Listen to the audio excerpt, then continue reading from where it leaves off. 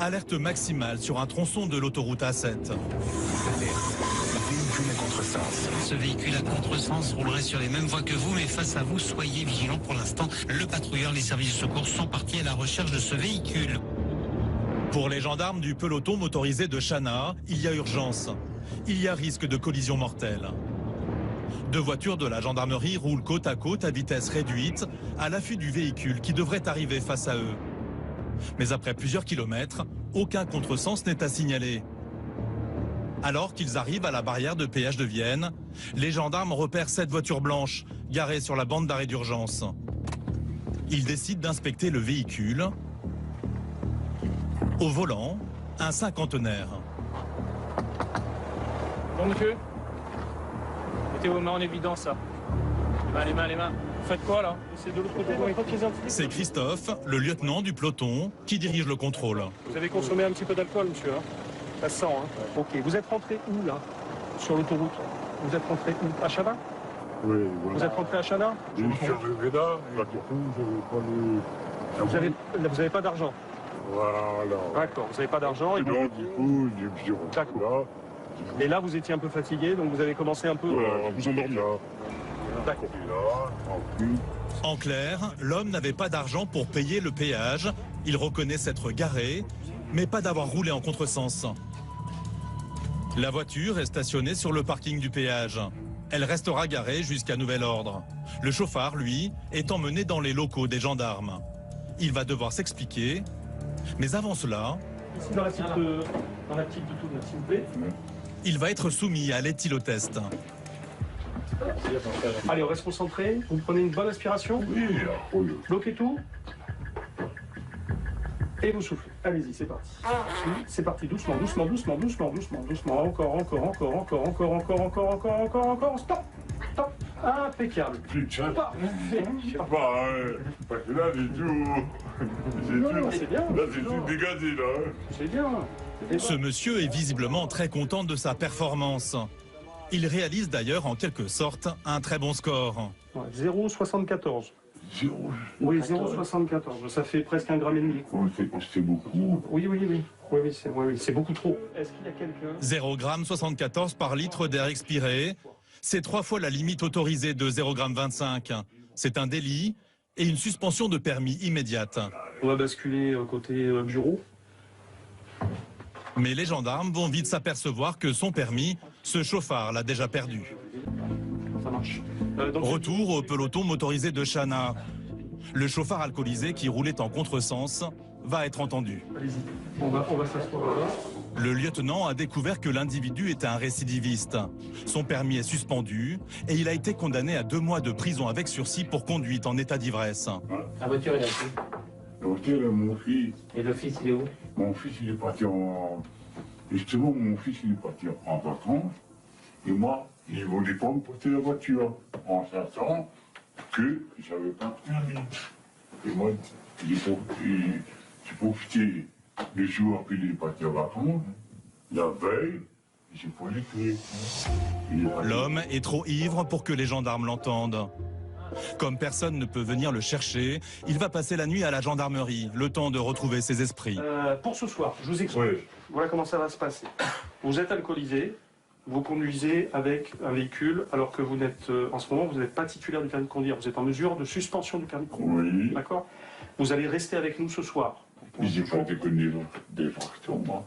Ah, vous avez pas commis une infraction. Vous conduisez un véhicule sans être titulaire du permis de conduire à l'heure actuelle, mais c'est pas une infraction pour vous. C'est pas une infraction. Et l'alcool non plus? Oui, mais quand vous m'avez arrêté, oui, j'étais pas au volant, j'étais pas... D'accord. J'étais garé tranquille dans la voiture. Oui, tout à fait, oui, bien sûr. L'homme est ivre, mais lucide quant à sa ligne de défense. Il plaide le pas vu, pas pris. Quand les gendarmes l'ont interpellé, il était à l'arrêt, moteur coupé. D'après lui, rien ne prouve qu'il conduisait. Si je rentre chez moi maintenant, Bien sûr, oui. qui va monter? Qui va monter? Oui, monsieur. Qui va monter? Qui va mon officier rentrer chez moi maintenant? Calmons-nous, monsieur. Donc ce soir, on va se reposer, tranquillou. Oui, je vais reposer chez moi. Non, chez vous, c'est Voilà. Non, j'ai pas connu de délit. D'accord. J'ai pas connu de délit, monsieur. Excusez-moi. J'étais garé garé, c'est un endroit, c'est vous. Vous n'êtes pas alcoolisé là? Si, alcoolisé, oui. Ah, d'accord. C'est un de l'alcoolisé, je suis alcoolisé. Voilà. Ça mais, suffit pas ça. mais ce soir, je reste pas là, moi. D'accord. Ah non, impossible, hein, parce que je reste pas là. Les gendarmes ne sont pas d'humeur à tergiverser. Vous récupérez vos esprits, vous allez vous reposer ce soir parce que je peux pas vous laisser repartir, c'est pas possible. À la vue de la cellule de dégrisement, l'homme prend peur et s'énerve de plus belle. Mais je rentre pas là-dedans, moi. Ah non, fermé. Oh. Monsieur, il n'y a pas le choix. Allez, monsieur, venez. Non, on discute dehors. Les gendarmes sont obligés de se mettre à plusieurs pour le calmer et éviter qu'il se blesse. Avec la force. Non, c'est pas la force. Allez, vous venez. Venez Allez. vous asseoir 2 minutes. Asseyez-vous. Allez. Venez vous asseoir 2 minutes. Il a été fouillé ou pas? Vous êtes alcoolisé. Là, vous êtes, Allez, vous enlevez la veste. vous êtes alcoolisé. Ouais, Vous avez j'avais besoin de vous reposer et de reprendre vos esprits. Ah, avec la force. Non, pas Avec la force. Si, avec la force. Le t-shirt, c'est bon. Gardez-le. Non, j'enlève, j'ai envie d'enlever, j'enlève. Si vous voulez. Non, Faut le garder. si je vais le mettre après, je me l'envoie. Pour éviter d'en arriver là, le lieutenant se fait enfermer quelques minutes avec le récalcitrant, de façon à l'apaiser. 10 minutes plus tard, Allez, on va éteindre la lumière. il ressort, C'est pas été encore le chauffard s'est endormi. Non, la shadow, non, mais par contre, il faudrait pas la lumière. Pour les gendarmes, en revanche, pas question d'aller se coucher, malgré l'heure tardive. Nous, on va essayer de déterminer s'il était au blanc ou pas. On va essayer de récupérer les caméras de vidéo protection qui passe sur la plateforme pour essayer de déterminer si quelle était en fait sa manœuvre et depuis combien de temps il était là et s'il était vraiment au volant avec l'alcoolémie. Le lieutenant espère que la nuit portera conseil et qu'une fois à jeun et maître de ses esprits, le chauffard avouera son contresens. Le lendemain matin, les forces de l'ordre ont récupéré auprès de la société d'autoroute les images de vidéosurveillance de la nuit précédente. Des images sans équivoque. Donc le dernier véhicule arrive, il va faire des appels de phare là, c'est ébloui. Et on voit les 2 véhicules qui arrivent chacun sur une voie de circulation, donc un dans le bon sens et un dans le mauvais sens. Donc celui-là est dans le mauvais sens. Là il est en train de faire demi-tour, il revient dans le bon sens. Il est là, il est sur la bande d'arrêt d'urgence. Il est presque arrêté, puis après il va s'arrêter sous le pont un peu plus loin. Heureusement que c'était en pleine nuit, qu'il n'y avait pas trop de monde encore, mais ça aurait pu être beaucoup plus grave. Le chauffard émerge de sa cellule. Dégrisé, il est cependant encore bien fatigué de sa nuit alcoolisée. Il est entendu. Asseyez-vous là. Alors, avez-vous conscience d'avoir mis des personnes en danger en conduisant sous l'empire d'un état alcoolique et avec un permis suspendu en ayant fait un contresens sur l'autoroute? Oui, je le reconnais. Oui. Et qu'est-ce que vous en pensez? J'ai réfléchi, c'est comme grand. Et même très grave pour ce récidiviste. L'homme sera convoqué dans 2 mois au tribunal correctionnel de Vienne. Il risque de la prison ferme et une amende de plusieurs milliers d'euros.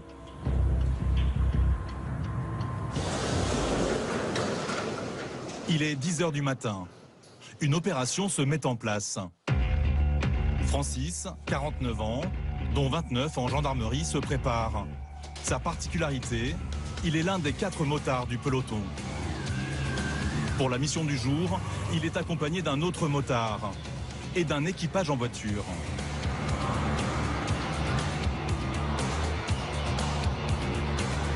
Le plus grand fléau sur les routes de France, c'est la vitesse. Alors l'une des missions premières des forces de l'ordre, c'est la chasse aux fous du volant. Direction l'autoroute A7. Les gendarmes se mettent en place sur un tronçon limité à 110 km/h.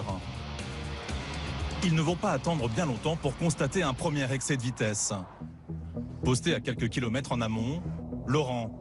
Il traque les vitesses excessives avec ses jumelles à visée laser et renseigne les motards.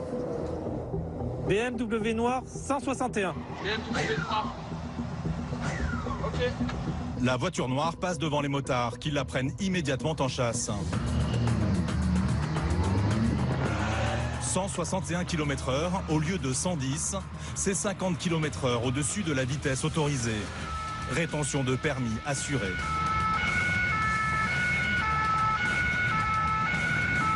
En à peine quelques minutes, les gendarmes rattrapent le chauffard et l'interceptent. La voiture est escortée jusqu'à cette sortie qui mène tout droit au parking du peloton motorisé.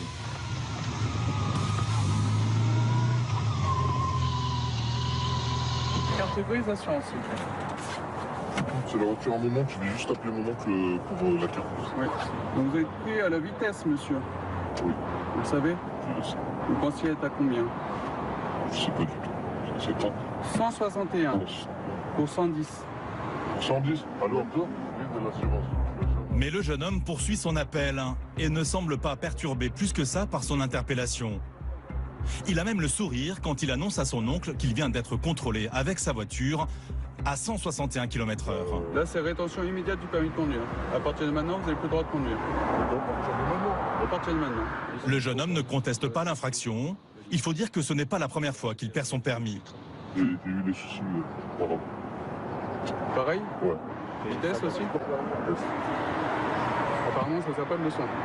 Comment? Apparemment, ça sert pas de leçon. Le récidiviste ne se départit toujours pas de son sourire, une réaction inappropriée pour Francis. Ça l'inquiète pas. Non, non.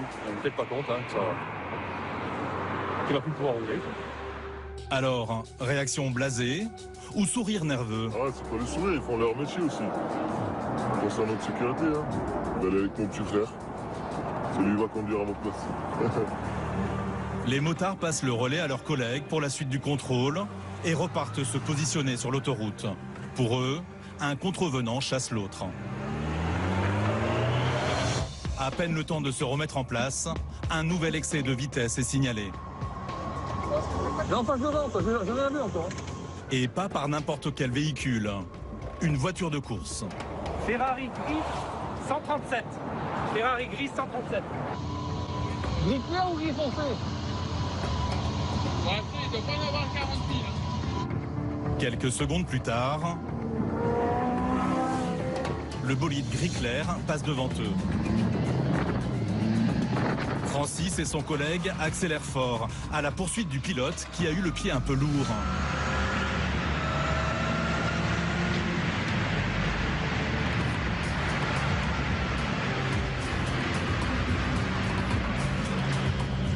Le conducteur se laisse sagement rattraper par les motards et termine lui aussi sa course sur le parking du peloton autoroutier.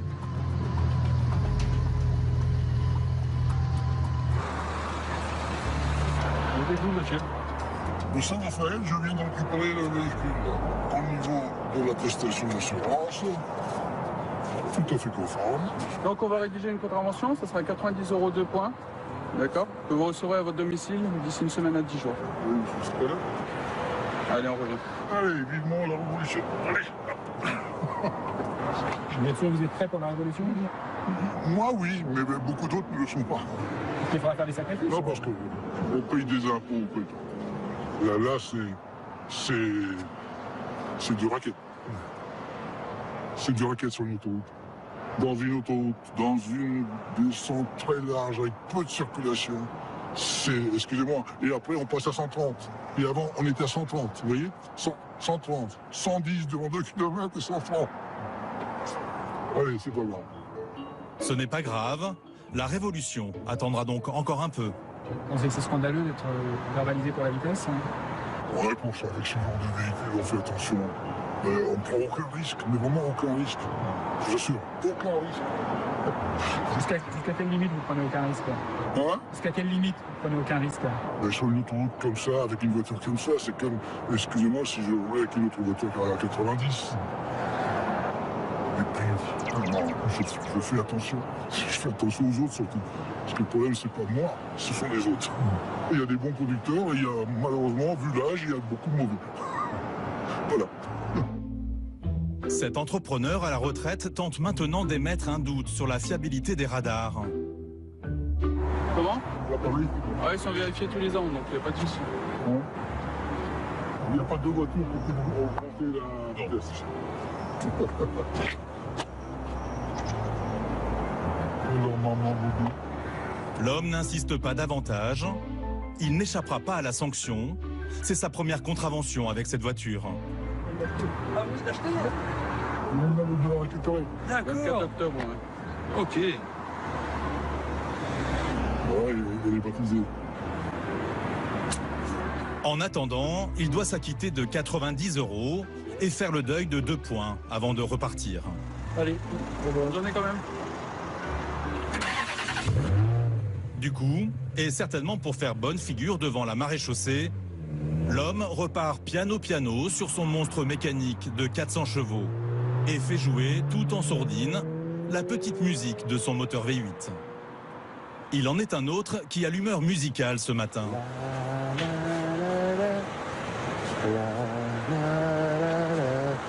Ce gendarme qui chantonne gaiement pour son départ en patrouille, c'est Jean-Pierre, 57 ans, dit JP. Un des plus anciens du peloton motorisé de Chana. Il s'est engagé dans la gendarmerie il y a 25 ans.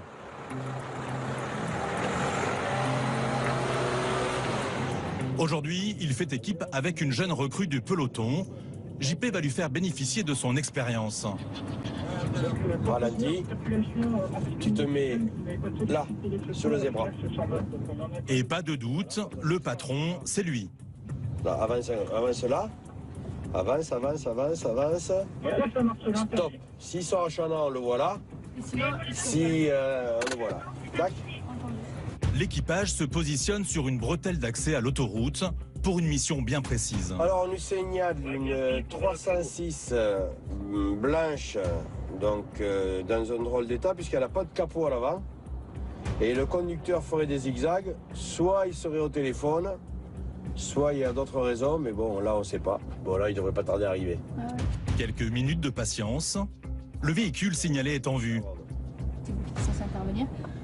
C'est bon, tu peux y aller. La voiture blanche sans capot passe devant eux. La jeune gendarme se lance à sa poursuite et pousse le moteur dans les tours. Un peu trop, au goût de JP. Pousse pas tant, ça sert à rien, tu perds du temps. JP s'improvise moniteur d'auto-école. T'as mis tes feux? Un moniteur un peu autoritaire. Allez, mets la 6. Voire même stressant. Attends. Doucement. Reste là. JP craint que le conducteur profite du poids lourd qui fait écran pour bifurquer au dernier moment vers une sortie. Parce qu'il va nous faire le coup de... Regarde.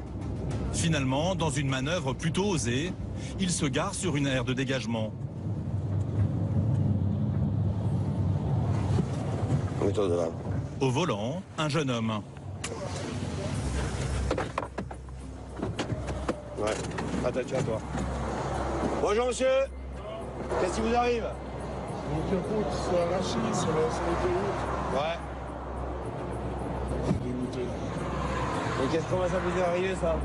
Parce qu'en fait, j'ai eu un impact. Bonjour. J'ai eu un impact sur un pilotis vers chez moi et je pensais que le capot allait te dire. Vous pouvez représenter votre permis de conduire, vous avez perdu votre téléphone. Le permis de conduire, je l'ai pas parce que je l'ai perdu, donc j'ai que des photocopies en domicile. Vous avez consommé un peu d'alcool? J'ai une bière ce matin. Pourquoi? Vous voulez me faire souffler? Ni stupéfiant, ni alcool. En ce moment, je suis au centre de soins de Juxtapad avec dictologie. D'accord. Je suis là pour me soigner. Bon, mais ça va alors. Malgré ces déclarations, le jeune conducteur va devoir se soumettre à un test d'alcoolémie et de stupéfiants. Direction le local du peloton autoroutier. Eh bien, écoutez. Durant le trajet, il confie à JP s'être brûlé avec l'eau du radiateur de sa voiture. Ah, moi j'ai mal là. On est arrivé là. Là j'ai mal. Elle devait pas être froide la flotte. Et ce qui est bizarre, c'est que j'en ai pris plein la gueule. Et vous avez rien? J'ai rien. Rien du tout. En guise de soin, il s'est fait un pansement de fortune avec un sac en plastique. Je sens que c'est en train de cuire. Là, la priorité, c'est l'eau. Ah ouais, on va vous y mettre de suite. Dès son arrivée à la gendarmerie, le jeune homme téléphone à sa mère. En fait, ils m'ont arrêté. Et puis au moment où je tombais en panne, donc en fait, limite, ça m'arrange. Donc là, comme je me suis brûlé, ils vont me soigner. Ok. Vous asseyez là, s'il vous plaît. Pour atténuer une brûlure, rien de mieux que de laisser sa main sous une eau tempérée une quinzaine de minutes. Ça va mieux? Ouais, c'est proche. Ok. C'est la première fois que je me fais aider par la police. Ah bon? Ah ouais. J'en ai eu des histoires avec la police. Et là... Comme quoi, vous voyez, il y a un karma. Hein, parce que depuis que je me tiens à carreau depuis 2 ans, voilà. Si bon, bah, je me suis fait supprimer mon permis. Enfin, je vais me faire supprimer mon permis, mais bon, c'est sous conduite d'alcool et de stupéfiants. Maintenant j'ai grandi, je sais que je mets les gens en danger. Et quand on y pense, quand on met en danger les gens sur la route et tout, 6 mois de suspension, c'est pas non plus très cher payé, quoi. Oui. Ce garçon a 24 ans. Toxicomane, il est actuellement en cure de sevrage dans un centre d'addictologie, sous médicaments de substitution administrés à heure fixe. Et c'est quoi les effets si vous les prenez pas? Effet de manque, je peux délirer, je peux faire des crises de psychose. On voit ça de suite, vous êtes entendu? Si JP est inquiet, c'est que le jeune homme va manquer son traitement de la mi-journée. En attendant de trouver une solution rapide, la loi oblige au contrôle d'alcoolémie. Vous allez souffler s'il vous plaît? Allez, vous prenez l'aspiration et vous soufflez. C'est bon, ça me suffit. Le résultat. Bon, mais déjà, vous avez 0 à l'alcoolémie. Ouais. Hein, vous n'êtes pas du tout alcoolisé. Non, bon, j'évite de moi. On va vous faire la prise de stupéfiants. Ouais. C'est obligatoire. Ouais. Allez, hop, vous prenez ceci, vous sautez sur votre langue, sur les parois de votre bouche et sous la langue. D'accord. Bon. Sur ma langue. Sur la langue, voilà. De son côté, JP appelle le centre d'addictologie. Est-ce que déjà, dans un premier temps, il a le droit d'être à l'extérieur? Pas le droit de sortir du service. Donc, il va falloir absolument que quelqu'un vienne le chercher. Ouais. Parce que nous, on l'a intercepté sur l'autoroute au volant d'un véhicule, dans un piteux état. Vous avez bu? Bu, non, on a fait l'alcoolémie, il n'avait pas bu. D'accord. Par contre, on est en train de faire les tests pour la drogue. Mais le problème, c'est qu'il est sous méthadone, d'après ce qu'il nous a dit. Voilà, c'est ça, oui. Donc ça veut dire que s'il est sous méthadone, tout va être faussé. Voilà. L'urgence pour JP est de remédier à de possibles effets de manque. Si j'ai bien compris, il n'a pas pris ses médicaments de midi. Bah non. Et là, il commence déjà à être dans un état un petit peu secondaire, je dirais. Bah écoutez, on va voir comment on s'organise et puis on vous rappelle. Ouais, ça serait bien d'aller assez vite, s'il vous plaît. D'accord. Voilà. On organise ça, on arrive. Hein. C'est super, je vous remercie. Merci. Merci. Au revoir. À tout de suite. JP est offusqué par l'imprudence du personnel du centre d'addictologie. Il avait rien à faire à l'extérieur. Hein. Ça n'était même pas. Je pense qu'il s'était même pas rendu compte qu'il était plus là. Ils étaient tout étonnés qu'il soit plus là. Donc il n'était pas censé être à l'extérieur, est-ce qu'il était censé conduire? Ah, pas du tout. Encore moins. Le jeune homme avait interdiction de sortir de son centre et surtout de conduire. Mais les excès liés à la drogue semblent malheureusement une habitude. Dites-moi, madame, voilà. On attend, ça prend un certain temps. Non, peut-être, ça m'a inquiété. Non, de toute façon, je le sens de moi. Mais je l'ai déjà eu plusieurs fois. Hein. À chaque fois que je me suis fait supprimer mon permis, c'était pour stupéfiant. Si le test est obligatoire pour la procédure, dans le cas présent, JP sait qu'il sera faussé. Ce mec-là, il est responsable de quoi aujourd'hui? Il est responsable des médicaments qu'on lui donne? Tu peux le verbaliser sur rien? Tu vas le verbaliser sur quoi? Sur sa conduite? Sur son manque de permis? Sur son manque d'assurance? Il a rien. Mais aujourd'hui, si tu l'envoies au tribunal, il va être innocenté de tout. JP obtient une réponse du centre d'addictologie. Personne ne peut venir chercher le jeune homme. Non seulement ils ne l'ont pas vu partir, mais il se décharge de son retour sur les gendarmes. Moi, ma mère a peut-être venir m'emmener. Hein. Et si sa maman le ramène? Ouais. Appelez-moi votre mère, je vais lui parler, moi. Passez-moi votre maman. Allô? Ouais, le gendarme, il veut te parler. Allez. Allô? Alors, je viens d'appeler l'hôpital. Bon, dans un premier temps, il devait le récupérer. Et il ne le récupère pas. Parce qu'il faut faut la ramener là-bas. Mais nous, on n'a pas la possibilité de le faire. Est-ce qu'il y aurait possibilité, vous, que vous veniez le chercher au peloton autoroute à Chana et le ramener à la Psy 14, là où il était au départ? En attendant l'arrivée de la maman, le gendarme tente de faire prendre conscience au jeune homme des possibles conséquences dramatiques d'une conduite sans assurance et sans permis. Non, mais si tu avais eu un accident, tu te rends compte dans la merde que tu te mettais? T'es déjà dans la merde là, mais t'étais jusqu'au cou là. Oui, et puis surtout un truc que mon père m'a dit une dizaine de fois, quoi. Ouais, une je vous dis, centaine. je grandis pas. Depuis mes 17 ans, je grandis pas. J'apprends rien. Je prends rien de mes leçons. Cette drogue, elle me diminue, j'en ai bien le cul. Franchement, quand je vais m'en sortir, franchement, je vous jure, je vais m'investir dans des associations pour ça. C'est un truc qui me tient à cœur parce que ça vous rend gogol pour de vrai. Je vous jure, ça vous rend gogol pour de vrai. Il n'y a pas un sentiment de gâchis, de gâchis? Ouais. Un truc de fou. Et c'est les gens dans les centres, les plus vieux que moi, qui m'ont fait ce choc comme ça.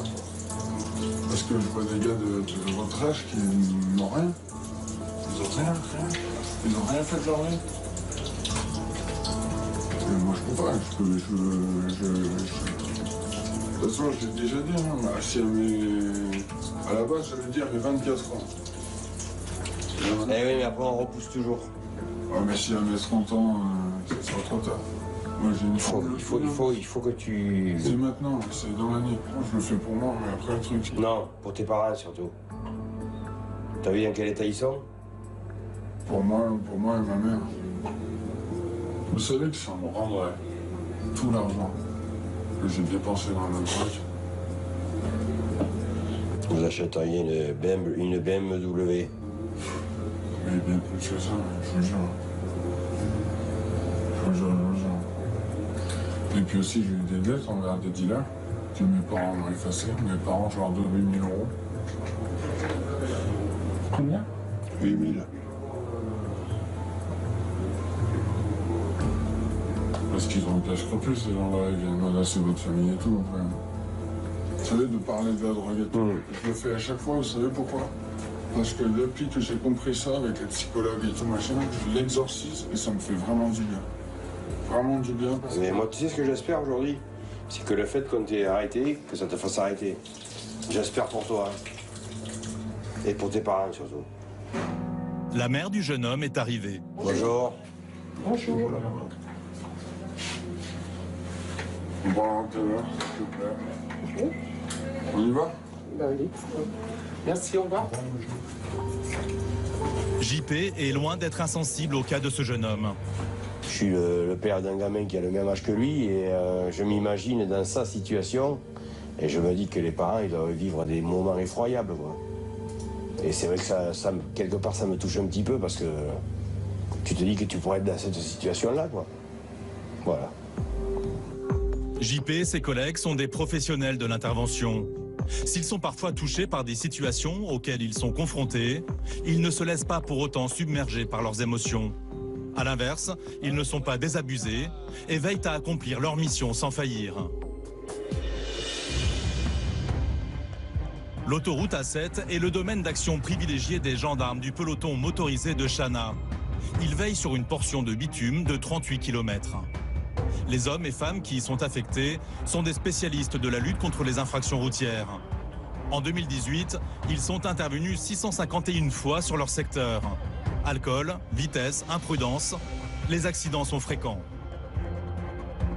Il est 18h. David et Ludovic, deux jeunes gendarmes, partent en patrouille. Direction l'A7 pour un contrôle vitesse. Postés à l'abri des regards, jumelles laser en main, ils traquent les mauvais comportements routiers. Au bout de 10 minutes, un appel téléphonique du centre opérationnel interrompt la mission. Oui, Benchana. Le gendarme opérateur du 17 met en relation David avec un conducteur qui roule actuellement sur l'autoroute. Il dit avoir été percuté par un camion. Attendez, monsieur, s'il vous plaît, arrêtez de crier et expliquez-moi calmement parce que je comprends pas ce que vous dites. Vas-y, vas sur la 7.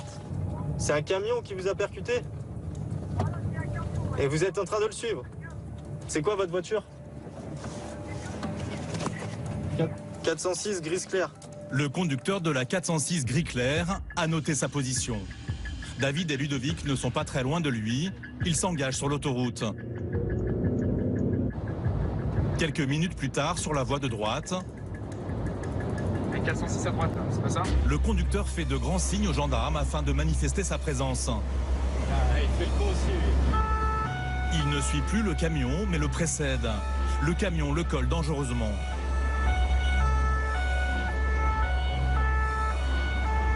Et l'autre qui l'empêche de doubler, il fait n'importe quoi aussi, l'autre. David se rend compte que la 406 oblige en fait le camion à ralentir. Il y a urgence à stopper cette poursuite peu ordinaire et dangereuse. Par chance, ils arrivent à la barrière de péage. Vous nous suivez? Vous nous suivez? Vous nous suivez aussi, tous les deux? On va aller sur l'aire de l'autoroute. Je peux pas le taper dessus, là, parce qu'il a l'air bien énervé. Ouais.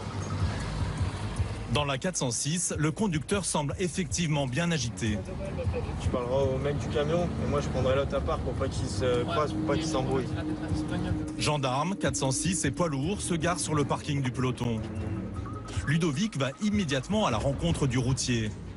Ce dernier est un peu tendu, mais pas agressif. Qu'est-ce qui s'est passé, bonjour? Écoutez, je me suis opéré bien. Oui. À l'intersection de Saint-Etienne. Oui. Qu'est-ce qu'il fait? Il arrive, tout le monde sert à droite pour entrer parce qu'il y a les bouchons là-bas. Lui, c'est devant moi, il traîne, il veut s'enquiller au dernier moment. Je klaxonne. Et à un moment, il a paniqué, qu'est-ce qu'il a fait? Il est rentré dans une voiture à droite. Il est rentré dans une voiture, il s'est taillé, il me suit, il croit que c'est vrai. Il croit que c'est par rapport à moi qu'il a frappé dans une voiture. Alors que moi, il m'a pas touché rien. David a bien sûr droit à une autre version de la part de l'automobiliste énervé. Il m'a tapé comme ça, moi j'ai tapé l'autre monsieur. C'est un vieux, un ancien, un personne âgée, je sais pas qu'est-ce qu'il est arrivé. Lui, il peut plus. Ce conducteur affirme avoir été percuté par l'arrière par le camion, ce qui aurait eu pour conséquence de le propulser dans la voiture devant lui. Et cela fait 20 km qu'il prend tous les risques pour stopper le poids lourd afin de se faire justice. Vous lui dites, mais comme ça, il faut pas laisser, parce que si je laisse le partir, il va tuer des gens, il faut les tuer. Oh, j'ai 3 gamins. Depuis 90, j'ai 30 ans de conduite, j'ai jamais fait comme ça. C'est la première fois. Il m'a tapé exprès. C'est pas normal, ça c'est un mec qui tue les gens sur la route. Okay, on va voir ce qu'on va faire, restez là, respirez, calmez-vous. On va voir ce qu'on va faire avec lui. David va maintenant entendre le routier. Dit qu'il a pas de... Vous l'avez percuté ou pas? Non, je l'ai pas touché moi. Comment ça se fait qu'elle est dans cet état-là? Regardez, sa voiture, elle est choquée à droite. D'accord. Et moi, où c'est qu'il est choqué? Et donc lui, comment il aura fait ça? Il a frappé une voiture, il s'est taillé. C'était lui qui a frappé la voiture? En fait, il s'est rabattu sur une voiture, il a frappé. Et la femme, elle est sortie, lui, il s'est taillé. Il est venu se coller à moi pour pas faire le constat avec la dame. Alors que moi, il m'a pas touché à moi. C'est compliqué. Il y en a un qui dit quelque chose, l'autre qui dit autre chose. Commence à voir le vrai du faux. D'autant plus compliqué que chacun a l'air sincère. Mais force est de constater qu'il n'y a aucune trace de choc sur le flanc droit du camion. Ce qui devrait être le cas s'il a bien percuté la voiture grise. En revanche, l'état du pare-choc de la 406 fait plutôt penser à un choc frontal. Mais l'homme n'en démord pas, il serait la victime. Je suis un chauffeur routier et je connais, hein. Non, il a fait volontaire. Vous voulez me tuer? C'est 44 tonnes. 44 tonnes, hein. C'est pas 2 tonnes ou 3 tonnes, hein. T'as 44 tonnes. Des mecs comme ça, il faut qu'ils enlèvent le permis, carrément. Non, monsieur, comme le monsieur, on va vous faire souffler. Allez-y. Parfait. Les deux conducteurs ont un taux d'alcoolémie négatif. La tension, elle, ne cesse de monter, notamment chez le conducteur de la 406. Surtout qu'il y a maintenant confrontation des deux versions. Il a tourné tout à gauche pour qu'il me tape moi avec la remorque. Il m'a tapé avec la remorque. Quel côté? Avec la remorque. Quel côté je t'ai tapé? Eh ben regarde la voiture. Mais là, mais le choc, la voiture, il a fait comme ça. Ah, mais le choc, il est où? De ce côté alors, je t'ai tapé de ce côté. Il est où? Tu m'as tapé. Dialogue de sourds. Le routier préfère couper court et s'éloigner. J'ai mis 12 points, moi. Vous voyez. T'as tes 12 points, toi? C'est pas grave, c'est pas grave. J'ai mis 12 points, moi. Excuse-moi, mais je te lâche pas. Ah, je te jure, je te lâche pas. Parce que là, j'ai 3 gamins, je suis père de famille. Dans ce genre de situation là, comme il n'y a pas de dégâts corporels, c'est que du matériel, il n'y a pas d'alcoolémie. Donc là en fait ils vont gérer ça entre eux, ils se sont échangés les plaques d'immatriculation, donc après ils voient ça avec leur assurance et puis c'est plus à nous de gérer ça. Après 45 minutes d'éructation et de menaces en tout genre, chacun est finalement reparti bien sagement de son côté. Les gendarmes sont les garants de l'ordre et du respect de la loi. Au peloton motorisé, pas une journée ne passe sans son lot de contrôles. Car malheureusement, les individus dangereux n'ont pas fini de sévir. Doucement. Lors de contrôles comme celui-ci, les gendarmes sont en première ligne. Si la plupart du temps les automobilistes s'arrêtent, les gendarmes sont parfois victimes de véritables chauffards. Comme le 4 juin 2019. Il est alors 22 h. des caméras de vidéosurveillance filment un banal contrôle routier. Un gendarme est posté en haut à droite.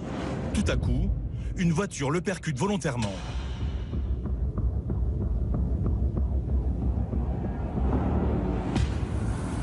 Ce gendarme, nous l'avons retrouvé. Il a 55 ans. J'aurais pu y passer.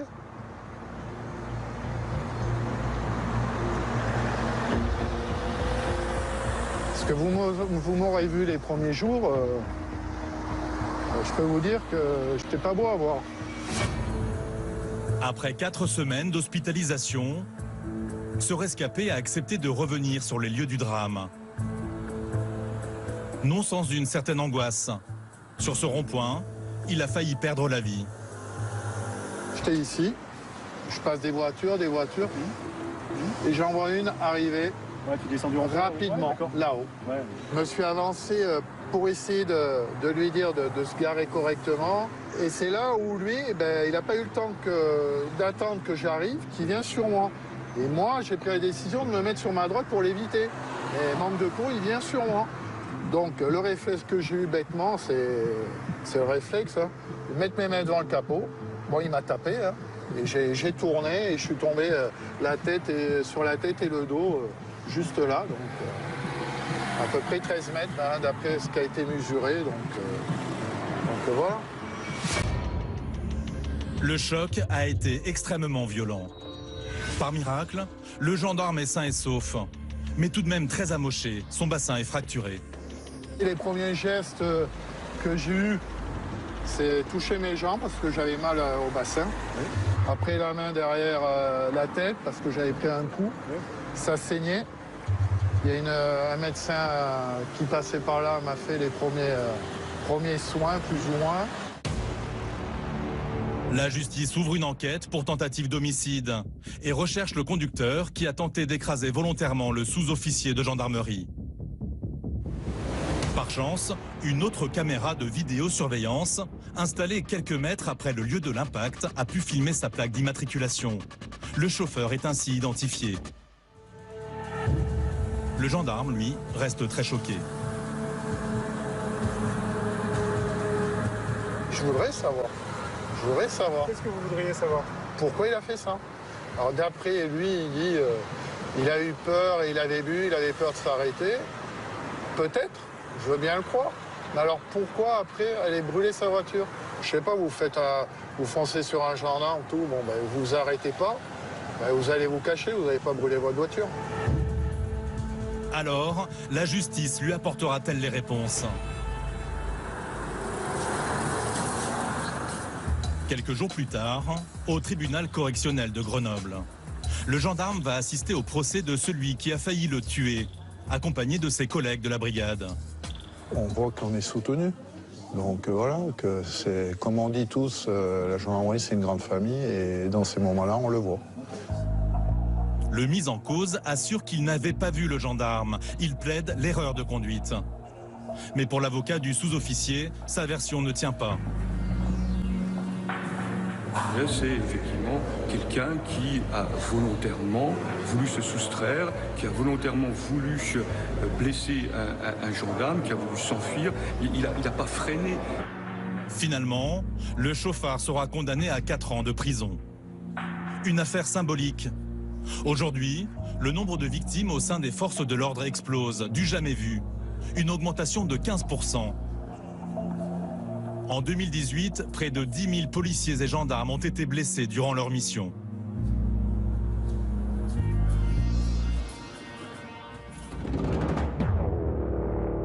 Nous sommes samedi soir. Les gendarmes du PSIG, le peloton de sécurisation et d'intervention de la gendarmerie, sont appelés en renfort par des collègues de la brigade de Roussillon. Une bagarre vient d'éclater dans un village à quelques kilomètres de là. Il y a un bal qui apparemment se termine mal puisqu'il y a la présence de 200 personnes et a priori de nombreuses bagarres. Et on va renforcer la patrouille de Roussillon puisqu'il n'y a que 3 personnels pour le moment pour gérer ces bagarres. Stéphane est officier et lieutenant. Il est le patron du PSIG de Vienne. Gendarme d'expérience, il est rompu à tout type d'intervention. 3 gendarmes face à une foule potentiellement agressive. Il y a urgence. Il y a des blessés ou pas? À tout de suite. Quelques minutes plus tard, le PSIG arrive sur la place du village. Le profil des assaillants est plutôt surprenant. Il s'agit de jeunes gens, pour la plupart mineurs. Je sais pas où sont 200 personnes. On s'est groupés. Marine, gendarme de la brigade de Roussillon, vient à la rencontre du PSIG. Ils sont derrière, c'est ça? Vers là-bas, ouais. Ils sont dans la salle du net, là, et devant la place. Pourquoi ils se bagarrent alors? Enfin, Et effectivement, vu leur état, grand nombre d'adolescents semblent avoir abusé de l'alcool, ce que confirment d'autres gendarmes. Bonsoir. 350 et ça dure jusqu'à 3h du matin. Ouais, mais là, il faut arrêter. Là, il faut se foutre sur la gueule de tout à l'heure. Là, il faut les faire... Ouais, mais là, il faut que ça s'arrête d'une manière ou d'une autre. Le lieutenant n'hésite pas un seul instant à jouer les troubles faits auprès des organisateurs de cette soirée de lycéens. Vous organisez un événement, ça génère des problèmes, vous allez être impacté. D'une manière ou d'une autre, vous allez être impacté. Ils sont là parce qu'il y a la fête. Hein. Mais là, tant qu'il y aura la musique, on ne pourra pas les faire partir. Et là, sur la route avec les jeunes... Ouais, c'est dangereux, bien sûr. Là, il faut baisser ou couper le temps qu'on les fasse partir. Hein. On arrête du coup? Bah oui. Stationno là. Oui. Oui, c'est ce que j'explique. Pour les organisateurs, c'est la douche froide. Il est 1h30 et déjà la fête est finie. Donc là, ils vont couper la musique, comme ça on va pouvoir faire une vague de refoulement pour engager les jeunes à rentrer chez eux. Donc vous me la faites couper ou j'y vais? Les organisateurs se font un peu prier. Le lieutenant n'y va pas par 4 chemins. Vous me coupez la musique, autrement je vais y aller. Donc, moi je sais pas faire, j'arrache les fils. Donc. Allez, on se met sur une ligne là. On se met sur une ligne. Allez, c'est terminé. Vous pouvez rentrer chez vous, c'est terminé. Allez, vous pouvez partir. C'est terminé. Forcément, côté fêtard, ça râle. Non, mais j'ai payé 5 € en fait, c'est pas terminé. Eh ben, je suis désolé pour vous. Le lieutenant met en place son dispositif. Allez, on va vous demander de reculer, de retourner à vos véhicules. Allez, on avance doucement. Allez. Pas facile de faire bouger une foule, mais Stéphane a de l'expérience. Avant d'être affecté au PSIG de Vienne, il a servi dans la gendarmerie mobile, parmi les spécialistes du maintien de l'ordre. Les manifestations et les mouvements de masse, il connaît. Mais quelques jeunes un peu plus agités et alcoolisés que d'autres se montrent récalcitrants. C'était 3 heures, je sais. C'est fini maintenant. C'est fini pour quelle raison? Pour quelle raison? Parce que je l'ai décidé, monsieur. C'est clair, c'est que tout le monde se révolte. Tout le monde se révolte. Et la bagarre, elle va être vers vous. C'est ça. Je prends en compte vos menaces, monsieur. J'ai bien entendu vos menaces. J'ai bien entendu. C'est pas des menaces. Si, c'est des menaces. C'est pas des menaces. Alors, votre avertissement, c'est ça? Et le jour où c'est vraiment le peuple va se retourner vers vous. Attendez, on parle d'une fête, là. Hein? On parle de verre d'alcool, là. D'accord? Donc, non, tout le monde s'amuse pas, il y a des bagarres. Allez, Vous énervez tout le monde. non, il n'y a que vous. Regardez combien d'énervés. 1, 2, 3. Il y a 3 énervés. Je sais qui je vais interpeller, je le sais déjà. Le lieutenant alerte ses collègues sur les jeunes qui pourraient poser problème ce soir. Celui qui a des lunettes là en gris, là, il a bien bu. Il avait un verre d'alcool et il s'est bien énervé. Il faudra faire attention parce qu'il a fait des menaces en plus. Et Rémi, j'ai acheté un pichet, moi. J'ai acheté un pichet. Serait-ce possible au moins d'avoir un verre? Non. Oh, vous êtes pénible ce soir. Mais, oui. D'autres jeunes gens se montrent plus difficiles à gérer. Le jeune homme au t-shirt blanc n'était pas invité à cette fête. Mais lui et quelques amis se sont incrustés. Et ils n'ont que faire des injonctions des gendarmes. Reculez, faut reculer. Je parle trop reculer. C'est clair, chef. Oh, mais écoutez, vous reculez, c'est Ça clair. fait 10 fois qu'on vous l'explique, monsieur. Ça fait 10 fois qu'on vous l'explique. C'est lui, Ça fait 10 fois qu'on vous le dit. Le jeune et ses comparses s'éloignent. Mais ils ne sont pas calmés pour autant. Ils cherchent à en découdre et une proie sur qui frapper. Et ils la trouvent. Leur cible, le jeune homme qui exhortait à la révolte du peuple face aux forces de l'ordre. Ces mêmes gendarmes qui interviennent pour le protéger. Allez, tout le monde rentre chez soi. Ça va finir par du lacrymogène et des gardes à vue. C'est pas forcément la meilleure solution. Rentrez chez vous, monsieur. Rentrez chez vous. Les gaz lacrymogènes. Même si le lieutenant ne souhaite pas en arriver là, il ne s'interdit pas d'en faire usage. Il y a encore un mélange un peu explosif. Et c'est que bon, on est conscient qu'il y en a qui visiblement ils partiront pas seuls, qu'il va falloir qu'on aide. Mais avant de les aider, je voudrais quand même que les petits jeunes qui n'ont rien à voir avec ce genre de problème soient partis. Si je peux éviter de faire du collatéral, j'essaye. Le petit groupe est constitué d'adolescents qui attendent que leurs parents viennent les chercher. Ils sont plus jeunes et plus raisonnables. Stéphane en profite pour faire un peu de prévention quant au danger de la conduite sous emprise d'alcool. Bon, il n'y a plus qu'un petit groupe. Là. Prendre une amende, c'est pas grave. Mourir pour un verre d'alcool, c'est grave. Surtout pour des bêtises, des fois, parce que c'est la ceinture qui n'est pas mise, le casque qui n'est pas mis, pour des broutilles. Ça pourrait être n'importe qui. La dernière fois que j'ai ramassé une moto, le conducteur il était équipé avec le casque, clavicule cassée. La gamine qui était derrière n'était pas équipée, elle n'avait pas le casque, la tête a tapé, on voyait la cervelle. On dit elle est morte. Elle est morte. Lui, une clavicule cassée, et je peux vous dire qu'il a tué sa petite copine. Il va avoir une vie difficile. Elle, bien sûr, elle est morte. Juste, elle aurait eu le casque, elle n'aurait rien eu. Puis quand il faut aller voir les parents, lui expliquer que elle est morte, en plus les circonstances dans lesquelles elle est morte, et pour quelle raison elle est morte, je peux vous dire qu'il n'y a personne qui est heureux. Hein. Dans l'histoire, c'est que du négatif. De nombreux parents sont venus récupérer leurs enfants. La place se vide. Restent quelques gamins esselés. Qu'est-ce que vous attendez, vous? Moi, j'habite ici, moi. Eh ben alors, faut y aller. Et faut rentrer? Ouais, faut rentrer. Il est 3 h du matin, faut y aller. Vas-y, je suis. Non, mais on vous... J'y vais, pas de calme. Voilà. Non, mais calmement, mais voilà, c'est l'heure et il faut y aller. Oui. C'est l'heure de rentrer. Avec beaucoup de patience et de calme, les gendarmes ont réussi à gérer une situation qui aurait pu dégénérer dans la violence. On vous abandonne. Ça marche. Bon courage pour la suite. De même, Bruno. Quelques jours plus tard, à la brigade de Roussillon. La journée du samedi touche à sa fin, elle a été plutôt calme. La patrouille ramène dans ses filets un personnage bien connu des gendarmes. Cette jeune femme a été interpellée alcoolisée dans un parc. Elle y a d'ailleurs laissé ses chaussures. Bon, tu vas chez le médecin? Tu vas pas avoir le choix, tu sais très bien. C'est quoi ça? T'as des hallucinations. Un film? La présence de notre caméra amuse la jeune femme que nous appellerons Charlotte. Si cette trentenaire éméchée est aussi décontractée, c'est qu'elle est une habituée de la brigade et elle est fan de Laura. Elle est là, Laura s'appelle, et qui est une gendarme très bien. Être régulièrement interpellé pour ivresse sur la voie publique, cela crée des liens. Allez, allez, viens. Je te mets jusqu'à la voiture après. Ouais. Allez, monte. Mets ta ceinture. À force, Charlotte connaît bien la procédure qui consiste à voir un médecin avant d'être placée en cellule de dégrisement.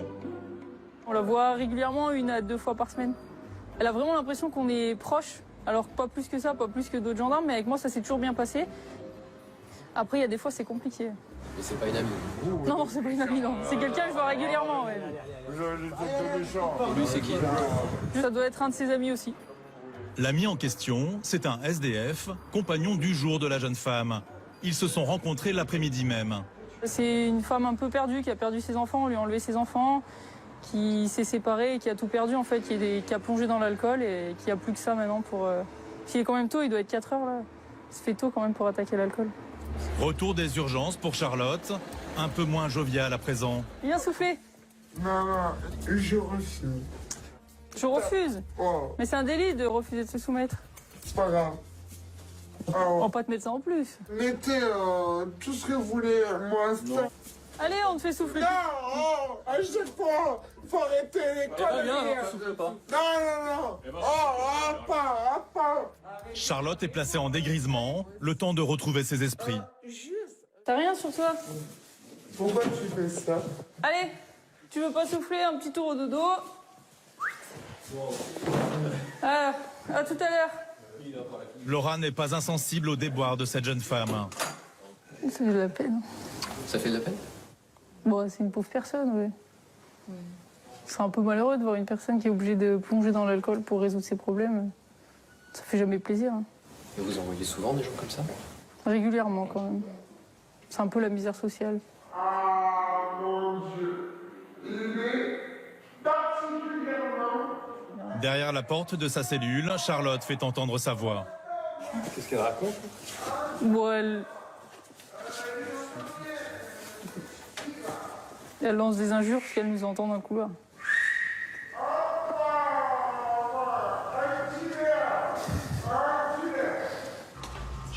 Le compagnon est de retour de l'hôpital.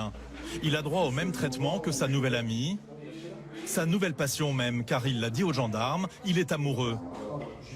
Seulement, il y a un problème.